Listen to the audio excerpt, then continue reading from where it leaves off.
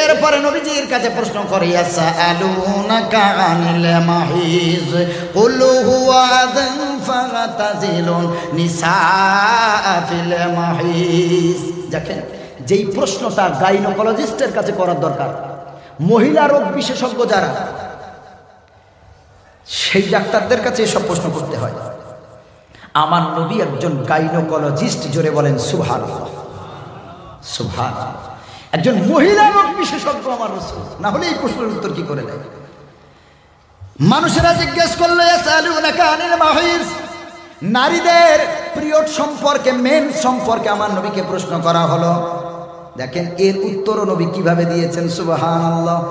নবীজি শুধু উত্তর দেয় নাই, নবীজি রোগ থেকে বাঁচার রাস্তা নবীজি নিজেই বলে দিয়েছে।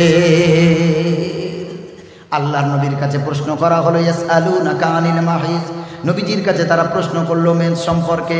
নবীজি বললেন কুল হুয়া আযা, ওটা হলো একটা অসুচি বা কষ্ট। সুবহানাল্লাহ পড়েন। নারীদের যখন পিরিয়ড চলে, ঋতু চলে, ওই সময় তাদের শরীর দুর্বল থাকে না সবল থাকে? জোরে বলে। মাথা ঘুরে, কাজ করতে অনীহা জন্মায়। আমার রাসূল, আমার কোরআনের মাধ্যমে আমার রাসূল বলছেন কুল হুয়া আযা, ওটা হলো কষ্ট, ওটা হলো অসুচি। এটা যদি কোনো নারীর ক্লিয়ার হয়ে যায়, ওই নারীর মনটা তখন উৎফুল্ল হয়, নারীর তখন মনটা খুব সুন্দর থাকে, নারী তখন কাজ করতে ভালো লাগে, স্বামীর খেদমত করতে ভালো লাগে। জোরে বলেন না সুবহানাল্লাহ। কিন্তু এটা যদি ক্লিয়ার ঠিক মাসে না হয়, নারীর মন মেজাজ মস্তিষ্ক তখন ঠিক থাকতে পারে না। রাসূল এটাই বললেন। কত বড় ডাক্তার দেখেন রাসূল। এরপরে রাসূল বললেন, প্রশ্ন করেছো আমার নবীকে, আমি হলাম বড় বিজ্ঞানী, আমি কেন উত্তর দেব না? আল্লাহ নবীর মাধ্যমে উত্তর দিয়ে কাফেরদের আর সাহাবীদের সকলকে আল্লাহ সারা দুনিয়াবাসীকে জানিয়ে দিলেন কুল হুয়া আযান ফাতাজিলুন নিসা ফিল মাহিজ। আল্লাহ রাসূল সাল্লাল্লাহু আলাইহি ওয়াসাল্লাম বললেন, এটা তো কষ্টদায়ক জিনিস, তবে শোনো, ফাতাজিলুন নিসা ফিল মাহিজ, নারীদের, তোমাদের স্ত্রীদের যখন পিরিয়ড চলবে তখন তোমরা অন্তরাল করো। সুবহানাল্লাহ পড়ে। রাসূল বললেন, তখন স্ত্রীদের সাথে তোমরা যখন পিরিয়ড চলবে, এই সময় তোমরা তাদের সাথে ফিজিক্যাল রিলেশন করবে না, তাদের সাথে দৈহিক সম্পর্ক করবে না, তাদের সাথে শারীরিক সম্পর্ক করবে না। আর কিভাবে বোঝাবো বলেন? এর থেকে আর গদা বাংলায় আমি আর বলতে পারলাম না এই মাইকে। বুঝতে পেরেছেন তো বাবাজি? সকল বুঝতে পেরেছেন?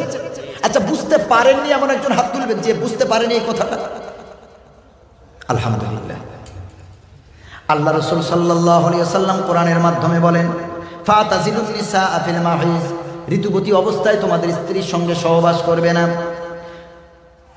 ওয়ালা তাকরাবুহুন্না হাত্তা ইয়াতুহুন, অতক্ষণ পর্যন্ত তাদের সাথে তোমরা সংস্পর্শে যাবে না, তাদের সাথে শারীরিক সম্পর্ক করবে না। হাত্তা ইয়াতুহুন, যতক্ষণ পিরিয়ডের ব্লাড যতক্ষণ না বন্ধ না হয়। সুবহানাল্লাহ পড়েন।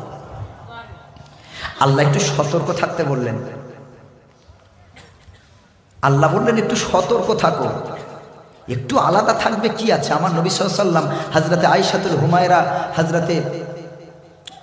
আয়েশাতুল হুমায়রা রাদিয়াল্লাহু তাআলা আনহা, হযরতে হাফসা রাদিয়াল্লাহু তাআলা আনহা, তিনি বর্ণনা করেন যে আমাদের পিরিয়ডের সময় আমাদের রাসূল সাল্লাল্লাহু আলাইহি ওয়াসাল্লাম আমাদের কাছে আসতেন, ভালোবাসতেন, আদর করতেন, সোহাগ করতেন, কিন্তু আমাদের সাথে ফিজিক্যাল রিলেশন করতেন না। সুবহানাল্লাহ পড়ে। তিনি ওই সময় যখন বিবিদের ঘরে যেতেন বলতেন, তোমরা কোমরে কাপড় বেঁধে নাও মজবুত করে। কিন্তু আমরা যদি মনে করি সবে নতুন বিয়ে করেছে, কন্ট্রোল করা অসম্ভব, তাহলে অন্তত বালিশ দিয়ে আলাদা থাকো।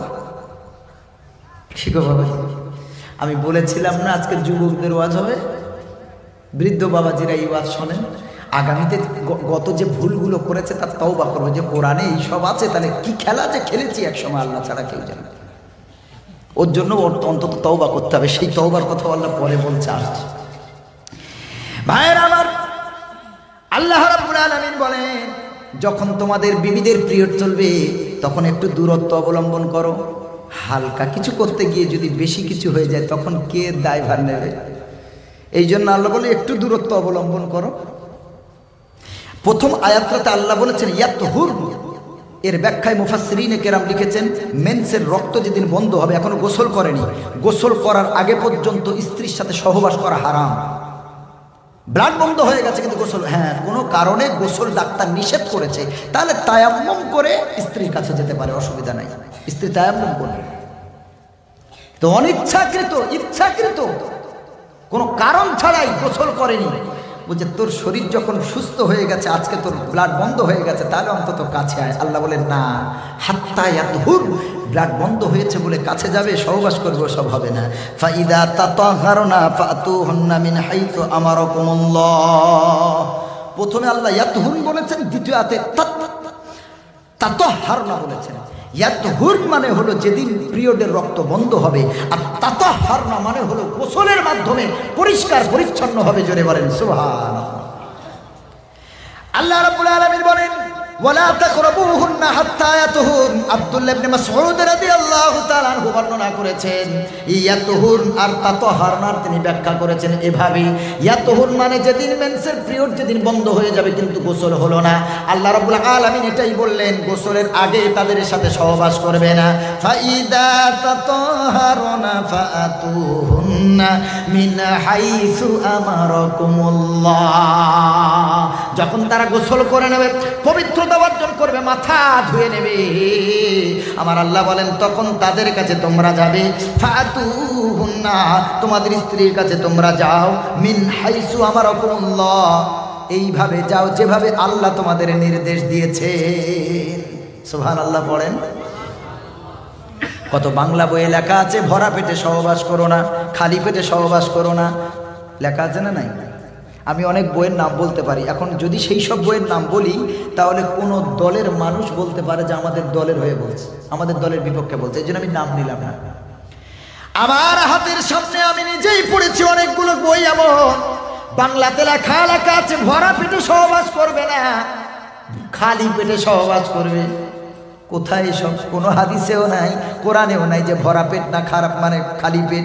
আল্লাহ নিজেই বলেছেন, ফাতুহুন্না মিন হাইসু আমারাকুমুল্লাহ, আমি আল্লাহ যেমন নির্দেশ দিয়েছি আমার নির্দেশ ক্রমে তোমার স্ত্রীর কাছে যাবে। ভরা পেটে যাও, খালি পেটে যাও, দিনের বেলা যাও, রাত্রেবেলা যাও, বিকেল বেলা যাও, সকালবেলা যাও, ভোরবেলা যাও, যখন ইচ্ছা। আমার বিবি আমি কখন যাব কারো জিজ্ঞেস করে যেতে হবে? কি গো বাবাজি, জোরে বলেন। আমার বউ আমার স্ত্রী, আমি কিভাবে যাব, কোন সময় যাব, তোমার কাছ থেকে আমি সব জানবো কেন? আল্লাহ তো সেসব কিছু লেখে দিতে। এরপর আল্লাহ রাব্বুল আলামিন বলেন আরো দামি কথা, এই আয়াতগুলির তাফসীর আমি বহু আগে থেকে করতাম। আল্লাহ রাব্বুল আলামিন বলেন, ইন্নাল্লাহা ইউহিব্বুত তাওয়াবিন ওয়া ইউহিব্বুল মুতাতাহহিরিন। আচ্ছা, আপনাদের প্রশ্ন করি, আপনারাই তাফসীর করতে পারবেন। এর আগে এই ইন্নাল্লাহা ইউহিব্বুত তাওয়াবিনের এত আমি যে ব্যাখ্যাটা করছি, এই ব্যাখ্যাটা আমি গবেষণা করে ব্যাখ্যাটা করছি। এর আগে আল্লাহ বললেন পিরিয়ডের সময় স্ত্রীর কাছে যাবে না, অমুক তমুক, পিরিয়ড শেষ হলে গোসল করলে তারপরে যাবে। তারপরে কেন তওবার কথা আসলো বলতে পারবেন? এসব কথা বলার পরে আল্লাহ অন্য কথা বলতেন, তওবার কথা কেন বললেন? আল্লাহ জানেন বান্দারে, নতুন বিয়ে করেছো, কখন তুমি আনকন্ট্রোল হয়ে যাবে, দেয়ার ইজ নো গ্যারান্টি। এত তোমার উদ্দীপনা বেড়ে যাবে, এত ক্ষমতা বেড়ে যাবে, হয়তো কখনো তোমার কোনো গুনাহ হয়ে যেতে পারে। এই নাপাক অবস্থায় হয়তো কখনো শারীরিক সম্পর্ক হয়ে যেতে পারে। আল্লাহ বলে সাবধান, ইন্নাল্লাহা ইউহিব্বুত তাওয়াবিন। তওবা করে নে রে বান্দা, গোপনে কি গুনাহ করেছ পৃথিবীর কেউ জানে না, তবে আমি আল্লাহ জানি না এমন না, আমি আল্লাহ জানি। সামিউন বাসীর, আমি আল্লাহ শুনতেও পাই, দেখতেও পাই। আমার চোখের দৃষ্টি, আমার কুদরতি চোখের দৃষ্টির বাইরে থাকতে পারবে না। হয়তো আনকন্ট্রোল হয়ে কোনো কাজ করে ফেলেছো, তুমি তওবা করে নাও, আমি আল্লাহ রাব্বুল আলামিন তোমার তওবা কবুল করে তোমাকে মাফ করে দেব। সুবহানাল্লাহ। আমি অনেক গবেষণা করেছি তাওয়াবিনটা, যে আল্লাহ এই কথাগুলো বলে তারপর তওবার কথা কেন বললেন, এটা আপনি তাফসীরের কিতাবে পাবেন না। এই জন্য আল্লাহ বলে ফালা তাতাদাব্বারুন, গবেষণা করো কোরআনকে নিয়ে, বিভিন্ন নতুনত্ব তুমি পাবে। প্রথম আল্লাহ তওবার কথা বললেন, তারপরে আল্লাহ একটা দামি কথা বললেন, তাওয়াবিন ওয়া ইউহিব্বুল মুতাতাহহিরিন। প্রথম তওবা করতে বললেন, তারপর আল্লাহ বললেন আমি আল্লাহ অপরিষ্কার অপরিচ্ছন্ন অবলম্বনকারীকে আমি আল্লাহ ভালোবাসি না। যারা পরিষ্কার পরিচ্ছন্ন থাকে অবলম্বনকারী, আমি আল্লাহ তাদের বড্ড বেশি ভালোবাসি। জোরে বলেন সুবহানাল্লাহ। আল্লাহ বলতে চাইলেন, বান্দারে তুমি সভ্য জাতি, তুমি ইসলাম ধর্ম অবলম্বনকারী, তোমার মতো সভ্য জাতি পৃথিবীর মাটিতে আর কেউ নাই। 5 ওয়াক্ত নামাজে তুমি 5 বার ওযু করো, হাত ধোও তুমি 3 বার, নাক ধোও, নাকে পানি দাও 3 বার, কুলি করো 3 বার, মুখ ধোও 3 বার, পায়ের গোড়ালির উপর পর্যন্ত টাকনোর উপর পর্যন্ত ধুচ্ছ 3 বার, মাথা মাসা করছো 3 বার। এ বান্দা, তোমার মতো পরিষ্কার পরিচ্ছন্ন আর কেউ নাই দুনিয়াতে। 5 ওয়াক্ত নামাজে একটা মানুষ যদি 5 বার ওযু করে, আর প্রতিবার ওযুতে যদি একটা অঙ্গ 3 বার ধুতে হয়, তো 3 × 5 3 × 5 কত হয়? 15 বার একটা মানুষ যদি ওযু করে, হাত ধোয় 15 বার, মুখ ধোয় 15 বার, নাকে পানি দেয় 15 বার, কুলি করে 15 বার, পা ধোয় 15 বার, ভিজা হাতটা মাথায় মাসা করে নেয় যদি 15 বার। বলো গো মুসলমান, এই মানুষের গায়ে কি কোনো নোংরা লেগে থাকতে পারে? থাকবে? করোনা আসার পর বললো কবজি পর্যন্ত ধুয়ে নাও। ওই আর একটা চীনে ধরা পড়েছে, ওরা তো ইঁদুর খায়, শিয়াল খায়, কুত্তা খায়, শুকর খায়, ওরা কিছু বাদ দেয় না, টিকটিকে পর্যন্ত ভেজে খেয়ে নেয়। ঠিক বলছি না ভুল বলে? আর যত ভাইরাস আসছে সব ওই চীন থেকে আসছে, আর ওরা আক্রান্ত কম হচ্ছে কেন আল্লাহ জানে ভালো। এখন হু যে কি খেলা খেলছে এটাও আমাদের ব্রেনে ধরবে না। সব ভাইরাসগুলো চীন থেকে আসছে, আর ওরা আক্রান্ত হচ্ছে কম, আমরা হচ্ছে বেশি। এ যে কি হচ্ছে আমরা এখন বুঝতে পারছি না। আমাদের তো ভ্যাকসিন দিয়ে শেষ করে দিল, কি গো? পরবর্তীতে ভ্যাকসিন কোম্পানি বলছে এটা একটু ফল্ট হয়েছে। তো এখন যারা আমরা নিয়ে ফেলেছি কি করব? ছি ছি ছি ছি। আমি আপনাদের একটা ঔষধ শিখিয়ে দিচ্ছি। অ্যালোপ্যাথিতে এর ঔষধ নাই, যা ড্যামেজ হয়েছে ও গিয়েছে, সব শেষ হয়েছে। হোমিওপ্যাথিতে একটা ঔষধ আছে থুজা, মনে রাখবেন। ভ্যাকসিন নেওয়ার পর ভ্যাকসিনের যেই ক্ষতি শরীরে হয়, হোমিওপ্যাথিতে থুজা 200 পোটেন্সিতে আপনি 2-1 মাত্রা খেয়ে নেবেন কয়েক সপ্তাহ, 3-4 সপ্তাহ থুজা 200 খাবেন। ওই ভ্যাকসিনের যে ক্ষতি হয়েছে আল্লাহ হেফাজত করবে ইনশাল্লাহ। হোমিওপ্যাথিতে অনেক ওষুধ আছে, এই থুজা ওষুধটা মনে রাখবেন। এটা মূলত আঁচিলের ওষুধ। এই আঁচিলের অনেক ভাগ আছে, সব ডাক্তাররা জানে বাবা। আমি একটা ওষুধ এই সময় শিখিয়ে দিলাম, এই ওষুধটা বলে দিলাম, এর জন্য তো আপনারা টাকা দেবেন না, তফসির করবো তার জন্য দেবেন, তাই তো? ফ্রিতে একটা অন্তত শিখিয়ে দিলাম, মনে থাকবে ওষুধটার নাম থুজা। থুজা 200 পাওয়া, ভালো কোম্পানি, 30 টাকা দিয়ে হোমিওপ্যাথি দোকান থেকে কিনে এনে সপ্তাহে 2 ফোঁটা করে 4-5 সপ্তাহ খেয়ে নেবেন ইনশাল্লাহ। আল্লাহ যতটুকু রক্ষা হয় ইনশাল্লাহ। নয় যা দিয়েছে, এরপরে আর একটা আসছে, ওর নাম দিয়েছে HMCV। কি নাম দিয়েছে? HMCV আসছে খুব তাড়াতাড়ি। ওটা উঠেছে চীনে, ইন্ডিয়া নেবে কিনে আর দেবে আমাদের ধুনে ইনশাল্লাহ। আল্লাহ আমাদের সব ভাইরাস থেকে হেফাজত করুক। তবে ওরা বলছে কবজি পর্যন্ত ধুয়ে নাও, স্যানিটাইজার করো, সাবান দিয়ে হাত ধো, নাকে মুখে হাত দিও না। আর এটা ডাক্তাররা বললো। আর আল্লাহ বলছে কবজি না, তুমি এই কনুইয়ের উপর পর্যন্ত ধো। সুবহানাল্লাহ পড়ে। আমার নবী কত বড় বিজ্ঞানী শোনেন।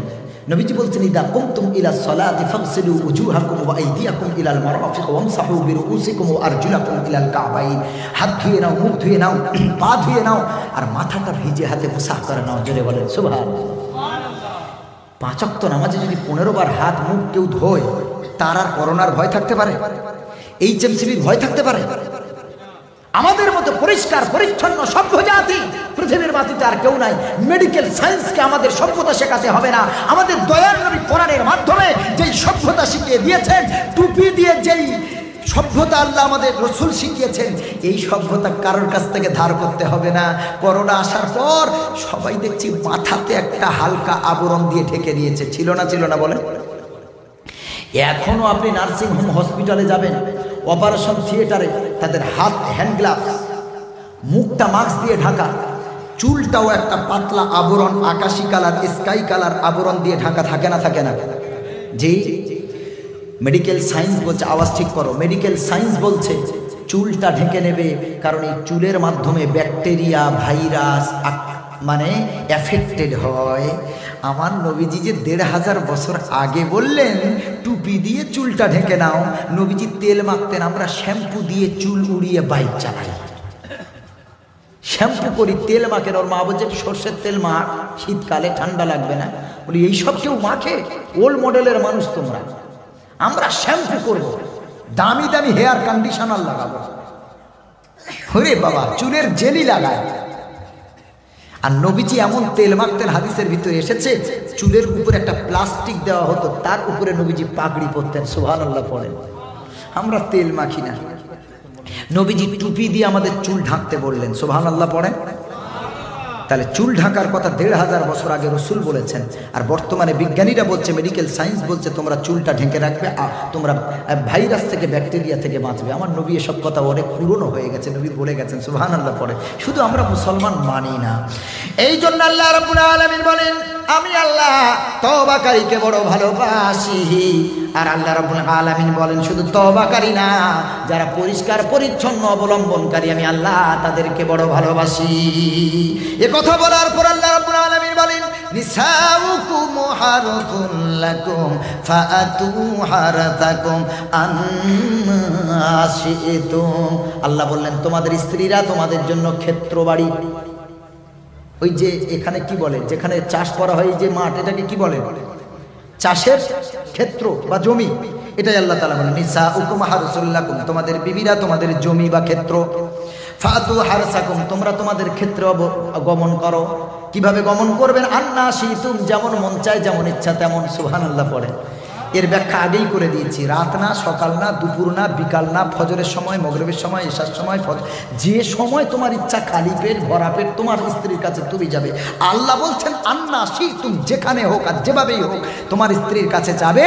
তবে জায়গা হবে একটা, নিয়ম এবং পদ্ধতি এটা ভিন্ন হতে পারে। জায়গা কি হবে? একটা।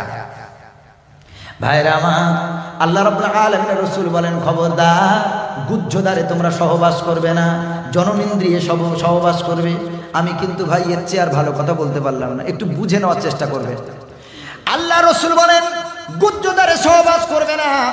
হযরতে উম্মু সালামা রাদিয়াল্লাহু তাআলা আনহার কাছে একজন এসে লজ্জায় বলতে পারে না। মদিনাতে যাওয়ার পর তখন সেখানকার তারা একটু অন্যভাবে সহবাস করতেন। এসে বললেন ও উম্মু সালামা, আমরা একটু জানতে চাই আমরা আমাদের স্ত্রীর সাথে কেমন ভাবে সম্পর্কে যাব তাদের কাছে। উম্মু সালামা রাদিয়াল্লাহু তাআলা আনহা বলেন ও আল্লাহর নবীর সাহাবী শুনে নাও, জায়গা হবে একটা জননেন্দ্রিয় বাচ্চা প্রসবের জায়গা। তোমরা বিভিন্ন পন্থা অবলম্বন করতে পারো, কিন্তু এই জায়গা ছাড়া গুহ্যদ্বারে পায়ুপথে সহবাস করা হারাম। এটা ইহুদিরা করত।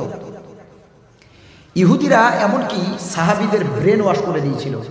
বলল তোমরা যদি পিছন থেকে সহবাস করো তাহলে তোমাদের বাচ্চারা হবে টেরা। বাচ্চারা কি হবে? টেরা বোঝেন? মানে চোখ আপনার দিকে তাকাবো, আপনি ভাববেন অন্যদিকে তাকিয়ে আছে। এটাকে কি বলে আপনাদের আসামে? টেরা বলেই তো। টেরা চক্ষু বিশিষ্ট হবে, বিকলাঙ্গ হবে, নাকটা বসে যাবে। এমন করে ইহুদিরা সাহাবীদেরকে বললেন যদি তোমাদের স্ত্রীদের সঙ্গে পিছন দিক থেকে যদি তোমরা শারীরিক রিলেশন করো তো বাচ্চা হবে টেরা। আমার আল্লাহ তার উত্তর দিয়ে নবীজির মাধ্যমে শিখিয়ে দিলেন, নবী আপনি ঘোষণা করে দেন আল্লাহ সন্তান দান করবেন, কেমন দেবেন ওটা আল্লাহর ব্যাপার। গুহ্যদ্বার ব্যতীত তোমাদের স্ত্রীদের কাছে যাবে, সামনে পিছনে যেভাবেই হোক তোমাদের বাচ্চা আল্লাহ যদি চায় টেরাও দিতে পারে, সুস্থ দিতে পারে, অসুস্থ আল্লাহ দিতে পারে। আন্না শিতুম, যেভাবে ইচ্ছা তোমাদের ক্ষেত্রে তোমরা গমন করবে। সুবহানাল্লাহ পড়ে। এজন্য যত বাংলা বই আছে আর বিশ্বাস করবেন না, কোরআন যখন আপনাদের শোনালাম এর থেকে আর ভালো কিতাব থাকতে পারে? বাংলা বই আর তাবিজের বই আর কবজের বই যা লেখা আছে, যদি কোনো নিয়ম লেখা থাকে, আমি আজকে যা ওয়াজ করে যাচ্ছি আপনার যেমন ইচ্ছা। অনেকে বলেন প্রেগনেন্ট অবস্থায় মহিলাদের পেটে বাচ্চা আছে সহবাস করা যাবে না। আরে ভাই কেন? কোন আজ পর্যন্ত গাইনোকোলজিস্ট একথা বলেছে যে পেটে বাচ্চা থাকলে সহবাস করতে পারবে না? কারণ আল্লাহ কোরআনে বলেছে বাচ্চা যেখানে থাকে ফি করারিম মাকিন, ওটা সুরক্ষিত জায়গা। সুবহানাল্লাহ পড়ে। বাচ্চার সাথে জরায়ুর কি সম্পর্ক? জননেন্দ্রিয়ের কি সম্পর্ক? আল্লাহ বলেন ওটাকে আমি আল্লাহ আলাদা স্পেশাল জায়গায় সুরক্ষিত অবস্থায় রেখেছি। সুবহানাল্লাহ পড়ে। তবে একটু সাবধানে, একটু সাবধান, কারণ তাদের জার্কিং করা নিষেধ, ভাইব্রেট অতিরিক্ত করা, হাঁটা চলা, সিঁড়ি ভাঙা, বাইক চড়া, সাইকেল চড়া এগুলো নিষেধ। এই জন্য একটু সাবধানে। আপনাদের খারাপ লাগছে না কি বাবাজি? আল্লাহ যদি এই কথাগুলো কোরআনে বলে আমি কি করব বলেন? এগুলো তো যখন ক্লাসে ছাত্রদের পড়াই তখন এইগুলো বলি, কিন্তু এখন আপনাদের জলসায় যেহেতু আলহামদুলিল্লাহ আমি অত্যন্ত খুশি যে জলসার একটা উদ্যোগ, এই যে 60 জন প্রায় ঊর্ধ্বে জলসা কমিটি আছে আলহামদুলিল্লাহ, এনাদের একটা মনের আশা প্রতি বছর আয়াত দিয়ে দেওয়া হবে।